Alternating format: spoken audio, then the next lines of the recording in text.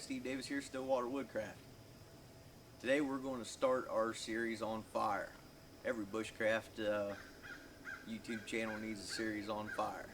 So, I've done multiple videos on all kinds of different primitive fire and whatnot on the Wilderness Outfitters channel. I thought I would update them for this channel and share, knowledge I've acquired. We're going to start with the beginning, the fire lay. Okay, this is the first step in building any kind of fire. I've seen time and time again people work to get a coal out of a hand drill or a bow drill, or strike a flint and get a coal on a piece of char going. Got their tinder bundle. Okay, now we got a flame. What are we going to do with it? No fire lay built. It's always the first step. So let's get started with that. Alright, first step in any fire lay is gathering up the materials for the fire. First thing we need to start with is the smallest stuff. We're going to want to start with very small sticks and then gradually move up to bigger stuff the size of your thumb. Okay? First thing I like to look for is stuff the size of a toothpick or a matchstick. The best place to find any of this stuff that's going to be your driest bet is dead stuff that is up off the ground, whether it be a standing dead tree or something laying on the ground that has branches sticking up off and is held up out of the weeds and the dirt, because that's where your moisture is going to be.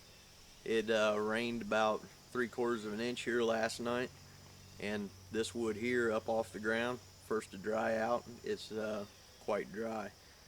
But a good way to tell if the stick is dry is when it breaks, it should just snap right off. Okay, now something that is not dry, take for instance this back here. Okay, when you break it, it's going to come off stringy. So this, yeah, it's stringy like that. So, dry, up off the ground. When you think you have enough of this, double it. Okay, I like a pile of the matchstick stuffs size of a volleyball, the stuff the size of a pencil, the same size, and then bigger stuff, get as much of it as you need. You want to have this fire sustainable, which means you can walk away from it and it's not going to go out. So before you light anything, get all this material gathered up and have it there, so once you get that bow drill coal or hand drill coal or what have you that you work so hard for, you're not scrambling around trying to find your material while your coal goes out or your tinder bundle burns up. Okay, we're back from gathering our materials. We have 3 decent piles here. One pile the size of matchsticks, one pile the size of pencils, and one pile the size of your thumb or larger, give or take. Okay, what we want is kindling, something that's going to catch easy fire with our toothpick and matchstick size stuff, something that's going to give us a little heat with our pencil size stuff, and then something that's actually going to do some burning, some fuel, something the size of our thumb and bigger. And then, obviously, if the need arises to have a big fire or a hot fire, we're going to add, stuff up as big as we want to. Okay, first step here before we lay any of this down is to clear off the ground. Last thing we want is a fire running away from us.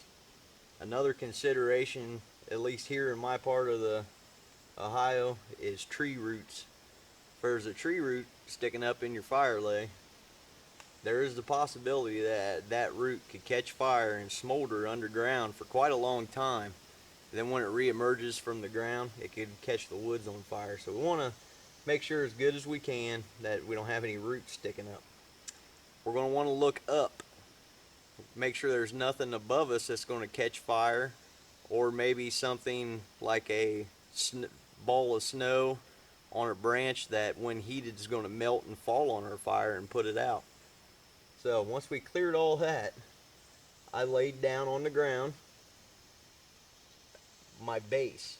Okay, this base is going to do a couple things for us, and it is just a couple of sticks, you know, that are a little bigger than my thumb, whatnot. Just something to hold this fire up off the ground and provide air channels up underneath this fire.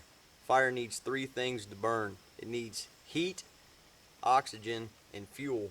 So if we can keep our fire up a little bit with this base, we will stop the ground from sinking our heat, and we will provide oxygen underneath to fuel it a little bit. So always a good idea to build it up. Now, we're not taking into consideration here what our tinder is going to be, whether it be a natural tinder bundle or a prepared tinder of some sort. So we're going to make this so it'll fit any kind of fire you want to lay. There's tons of different ways to lay a fire, all kinds of pictures and diagrams and books. Everybody's got their own way. This is my way, and it's quick and easy. I just take and make what looks kind of like a shelter. Okay, I got a hole underneath the branches coming up over the top. I want this hole here so when I get my tinder bundle lid or whatever I'm using, I can just stick it in here. Okay, I want the opening of this into the breeze if we have any breeze. That way we're feeding it air. I'm just going to kind of build that up just like a shelter.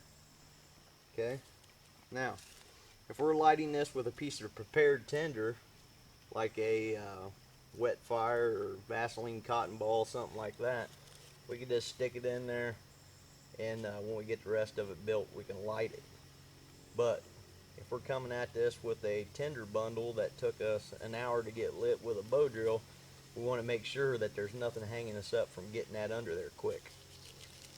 Another thing we can do at this stage is things like birch bark. This is bark off of a river birch. It has oils in it that burn really well. Other things like fat wood from a pine tree or pine sap itself. It's a good thing to pick up if you can find it and get as much of it as you can. And I like to just stick that into my kindling, so when I stick my tinder bundle under here, it will light that birch bark. Okay, then I'm going to take about half of my pile of pencil sized kindling, just get that laying on there already. And you can see this is not the prettiest fire lay, but pretty doesn't get a fire lit. This is quick, simple, and it just about always works. So there we go. Now if we were lighting this with our Bic lighter, which is the best choice in a survival situation in my opinion, we could just light it. If we're trying to get a bow drill coal and light it with a tinder bundle, we need a tinder bundle, and that would be the next step in our fire making process. So on the next step, we're going to look at how to gather a good tinder bundle from what's off the land. So join me in part 2 of this series. This is Steve Davis, Stillwater Woodcraft. Thank you for your views. Thank you for your support. We'll see you on the next one.